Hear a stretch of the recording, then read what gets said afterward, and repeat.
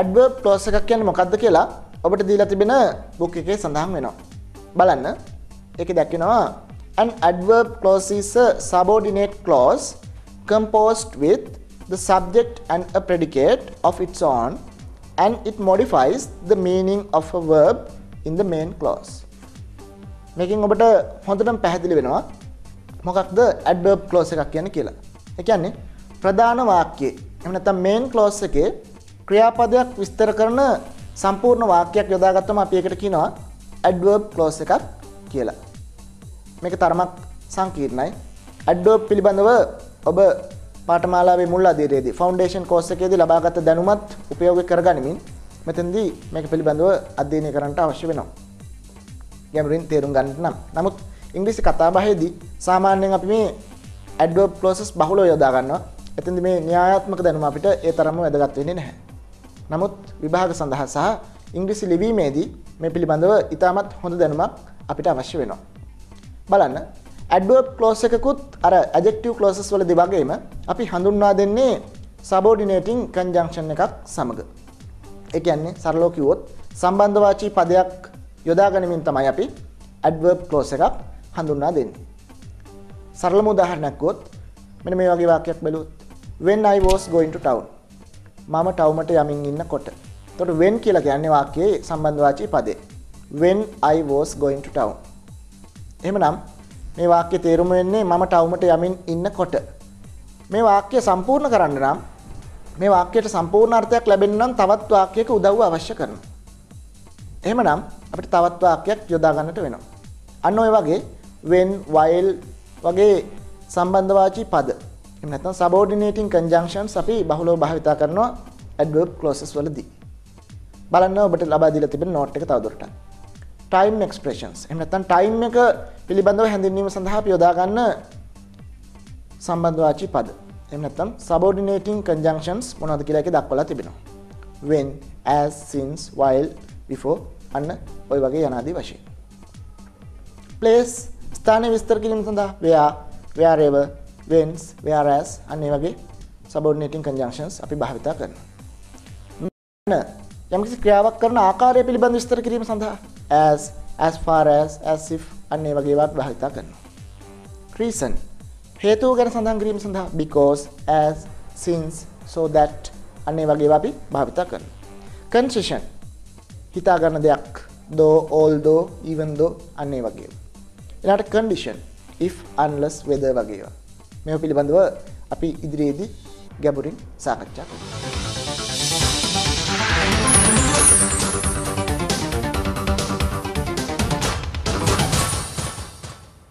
clause එකකින් adverb එකක කාර්යයක් කරනකොට අපි ඒවට කියනවා adverb clauses කියලා. බලන්න මේ වාක්‍ය කිහිපය මෙන්න මේ වගේදී අපි යොදාගෙන තිබෙනවා මෙන්න මේ වගේ සම්බන්ධවාචී පද subordinating conjunctions. while she was playing එයා සෙල්ලම් කරමින් ඉන්න අතරතුරේදී she fell down ඇය ඇද වැටුණා. නැත්නම් ඇය වැටුණා. කොයි වෙලාවේද? එයා සෙල්ලම් කරමින් ඉන්න අතරතුරේදී. අපි ඇය වැටුනේ කොයි වෙලාවේද කියන එක විස්තර කිරීම සඳහා මෙතනදී වාක්‍යයක්ම යොදාගත්තා. එහෙමනම් මෙන්න මේ වගේ වාක්‍ය තමයි අපි adverb clauses කියලා කියන්නේ. ඒ වගේම second one as I was tired I slept all day. මම මුළු දවසම නිදාගත්තා. හේතුව තමයි as I was tired. එහෙනම් මෙතනදී adverb clause එක වෙන්නේ මෙන්න මේ සම්පූර්ණ වාක්‍යය. එහිදී අපි යොදාගත්ත subordinating conjunction එක තමයි as කියන වචනේ. ඊළඟට she didn't come yesterday. ඇය ඊයේ ආවේ නැහැ. හේතුව ගැන අපි සඳහන් කරනවා because she was ill. හේතුව තමයි එයාට අසනීප වෙච්ච නිසා. මෙන්න මේ විදිහට adverb clauses වාක්‍යයක මුලින් යොදා ගන්නත් පුළුවන්. මෙන්න මේ වගේ අග යොදා ගන්නත් පුළුවන්. මෙතෙන්දී clause එක වෙන්නේ because she was ill. අන්න එක තමයි subordinate clause එක. එහෙම නැත්නම් adverb clause එක. බලන්න මෙන්න මේ විදිහට වාක්‍යයක මුල වගේම අග මෙන්න වගේ adverb clauses යොදා ගන්නට පුළුවන්. එහෙමනම් ඔබට දීලා තිබෙන වාක්‍ය adverb clauses පිළිබඳව ඔබට දීලා තිබෙන වාක්‍ය තවදුරටත් ස්ටඩි කරන්නට දැන් ඔබට පුළුවන්. activity 6 වලදී ඔබට පුළුවන් adverb clauses කිහිපයක් යොදා ගන්න ආකාරය පිළිබඳව අධ්‍යයනය කරන්නට. මෙතනදී අපි යොදාගෙන තිබෙන්නේ adverb clauses of time. කාලය හඟවන adverb clauses කිහිපයක්. බලන්න පළවෙනි වාක්‍යය. When I was going to town, I saw a beautiful rainbow.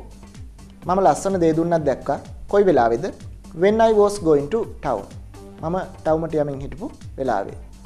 එහෙනම් එතනදී adverb clause එක වෙන්නේ when I was going to town කියන එක. Number 2, as we were having dinner, lights went off. අපි රාට කකා ඉන්නකොට light ගියා. කොයි වෙලාවේද light ගියේ? As we were having dinner. රාට කමින් හිටපු වෙලාවේ. Number 3, since I was in trouble, it was my best friend Ravi who helped me. මම කරදරේ වැටලා ඉන්න වෙලාවේ මගේ යාළුවා රවි තමයි මට උදව් කළේ. කොයි වෙලාවේද මට රවි උදව් කළේ? since I was in trouble. මම අමාරුවේ වැටලා ඉන්න වෙලාවේ. Number 4, while they were playing, it started to rain. ඒගොල්ලෝ සෙල්ලම් කරමින් ඉන්න අතරතුරේදී වහින්නට පටන් ගත්තා. ඒතර වහින්නට පටන් ගත්ත වෙලාව පිළිබඳව සම්පූර්ණ වාක්‍යයකින් මෙතනදී විස්තර කරනවා.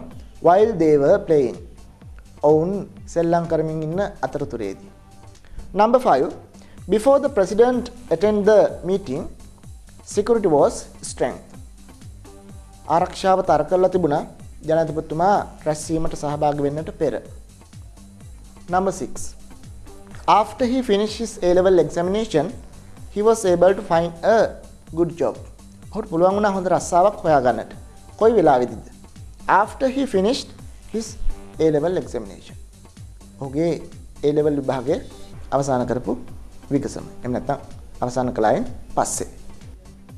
Number 7, can you come with your father whenever you come? මෙතනදී adverb clause එක වෙන්නේ whenever you come. ඔබට පුළුවන් ද තාත්තත් එක්ක එන්න? කොයි වෙලාවෙදිද? whenever you come. ඔබ එන ඕනෑම වෙලාවක. මේ වගේ වාක්‍ය ඔබට කතා කරනකොට අනන්තවත් ඇහෙන්නට ඇති. නමුත් ඔබ ඒවයේ තේරුම නොදැන සිටියා නම් දැන් ඔබට ඒ වාක්‍ය ඉතාමත් හොඳට තේරෙනවා මේ adverb clauses පිළිබඳව අධ්‍යයනය කළාට පස්සේ. Number 8, she waited in the room. ඇය කාමරයට වෙලා බලාගෙන හිටියා. කොයි වෙලාවේද? until I come. මම එන තෙක්. She waited in the room until I come. Number 9, as soon as he finished his studies, he went abroad. ඔහු රට ගියා. කොයි වෙලාවේද රට ගියේ? time එක පිළිබඳව. As soon as he finished his studies. ඔහු අධ්‍යයන කටයුතු අවසන් කරපු විගසම රට ගියා. Number 10, as long as we do not work together, we cannot develop this nation. අපි එකමුතු වෙලා වැඩ නොකරන තාක්කල් අපිට මේ ජාතිය නගා සිටවන්නට නැත්නම් සංවර්ධනය කරන්නට බැහැ. Activity 7 වලදී ඔබට පුළුවන් ස්ථානය පිළිබඳව දක්වන adverb clauses කිහිපයක් පිළිබඳව අධ්‍යයනය කරන්න. Number 1, I can still remember where I got my basic education. මම මූලික අධ්‍යාපනය ලබාගත් තැන මට තාම මතකයි. Number 2, you can keep it wherever you like. ඔබට ඒක තබන්නට පුළුවන් ඔබ කැමති ඕනෑම ස්ථානයක. wherever. Number 3, she acted as I told her. එයා රඟපෑවා. එහෙම නැත්නම් එයා act කරා මම එයාට කියපු විදිහට. as කියන්නේ මෙතන කියපු ලෙසට විදිහට කියන අර්ථය. Number 4, I wrote the letter as far as I could write. මම ලියුවා. කොයි තාක් දුරට? as far as I could write. මට ලියන්නට පුළුවන් තාක් දුරට. Number 5, the more you read, the more you improve. ඔබ කියවන තරමට ඔබ වැඩි දියුණු කරගන්නවා ඔබේ දැනුම. නැත්නම් ඔබ වැඩි දියුණු වෙනවා. හේතු පිළිබඳව දක්වන adverb clauses කිහිපයක් තමයි activity 8 වල තිබෙන්නේ.